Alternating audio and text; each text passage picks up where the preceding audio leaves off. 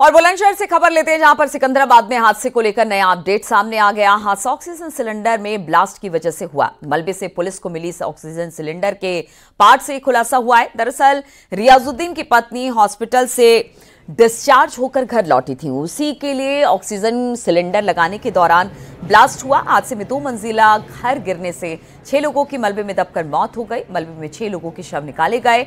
NDRF और SDRF राहत बचाव कार्य में जुटी हुई है। आपको बता दें कि ऑक्सीजन सिलेंडर ब्लास्ट होने से छत गिर गई। हादसे का सीएम योगी ने संज्ञान लिया और राहत बचाव काम में तेजी लाने के आदेश दिए।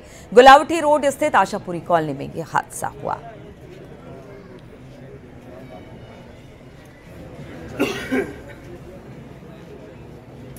परसों दवाई, इनकी तबीयत ख़राब थी मेरी सास की। दादरी से दवा लाई और यहाँ पे आ गई। इनकी सांस में दिक्कत हुई, ऑक्सीजन सिलेंडर मंगाया इन्होंने।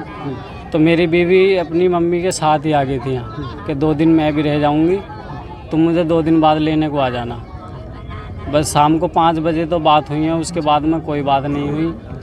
मेरे पे फ़ोन आया कि ऐसे ऐसे वहाँ पे सिलेंडर फट गया है और कोई नहीं बचा।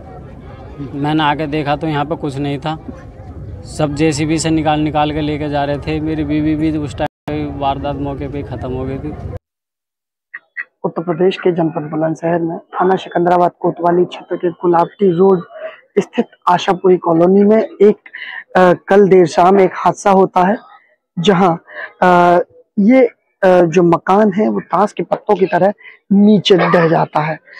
बताया जा रहा है कि इस मकान में ऑक्सीजन सिलेंडर के दौरान फटने के दौरान ये हादसा हुआ था और इसमें एक रुखसाना नाम की जो महिला थी मृतक, उसका उपचार चल रहा था। उसी दौरान रुखसाना के उपचार के दौरान ऑक्सीजन सिलेंडर लगाया गया था और जो अचानक लीकेज होने के कारण ऑक्सीजन सिलेंडर फट गया, जिसमें ये जो पूरा मकान है वो ताश के पत्तों की तरह ढह गया। हालांकि इस मकान के ब्लास्ट में 6 लोगों की मौत हो गई, जबकि 3 पीढ़ियां इस मकान के ब्लास्ट में समाप्त हो गई हैं। 3 पीढ़ियों ने इस मकान के ब्लास्ट में अपनी जान गंवाई है। साथ ही सूचना के बाद पुलिस व प्रशासनिक आला अधिकारी मौके पर पहुंचे और राहत बचाव के कार्य में जुट गए थे। साथ ही कल देर शाम ही एनडीआरएफ एसडीआरएफ की टीम को भी बुलाया गया और वहीं नगर पालिका की टीम भी राहत बचाव के कार्य में जुटी थी। साथ ही डीएम एसएसपी सहित तमाम पुलिस व प्रशासनिक आला अधिकारी मौके पर मौजूद थे। जबकि इस ब्लास्ट में 3 पीढ़ियां समाप्त हो गई हैं। नानी, माँ और बेटी की इस हादसे में मौत हुई है। अभी आप देख सकते हैं चारों तरफ आपको भीड़ का माहौल नजर आ रहा होगा। चारों तरफ भीड़ ही भीड़ नजर आ रही है।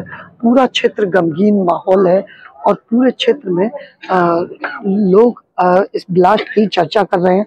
और साथ ही जो ऑक्सीजन सिलेंडर यहाँ फटा था, जिसके बाद ये पूरा 2 मंजिला मकान नीचे ताश के पत्तों की तरह बिखर गया।